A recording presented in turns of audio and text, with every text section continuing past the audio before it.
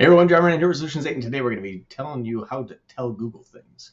And what I mean by that is a lot of times people will be running a smart shopping campaign or some type of even local campaign, which I'm actually going to share with you afterwards, a little tip and trick there. But what people don't quite understand about smart shopping is although you cannot actually upload a customer list and tell smart shopping specifically, hey, here's the customers um, that have interacted with my business that have purchased from me before. You can actually tell the account that same data, and then smart shopping campaigns will inherit that. So for people that are using the new customer acquisition or people that are looking at the new versus returning customers, a lot of times you want to find out, how do I tell Google more information? And I don't know why, but Google kind of stuck this in a small little area in the conversion settings that a lot of people wouldn't really think to look. And so I wanted to share that with you today, because typically we're going to go into settings and then audience manager and look at segments and look at all that area to try to find where our lists exist. And it doesn't. Google stuck it in a really randomly odd place, and I want to share that odd place with you today. So let's get started. You'll see here, I just pulled up an account.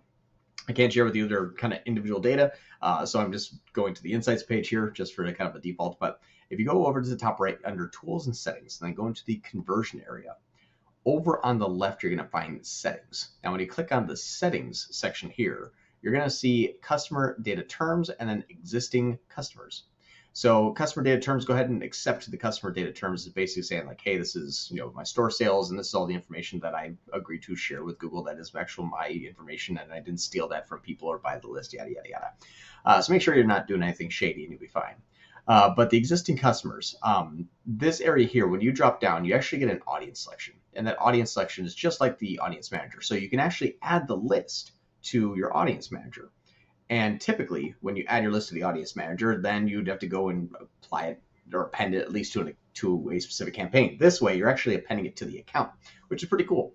Because once you append it to the account, and you can see here, like if you just grab this, yep. So in your audiences, you can browse, and then you have all of your lists right here that you can actually go ahead and upload your customer list or grab all of your converters.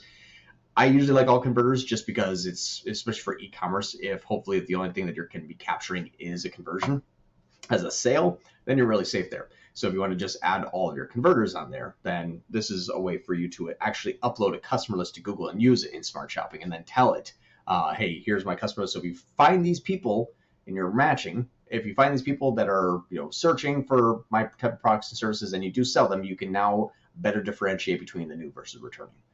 So that's just a little tip there. Now, I don't know why Google stuck it there, but that's where it is. So we're going through and making sure that all of our campaigns have that appended. Here's the next thing. Now, if you're running a local ad, one of the things that you're going to see is that in the local ads, you're actually going to start to identify what they call store visits. And you see this store visits here. This is yesterday. Let me just go back in time a little bit. Can't. Let me just do this here.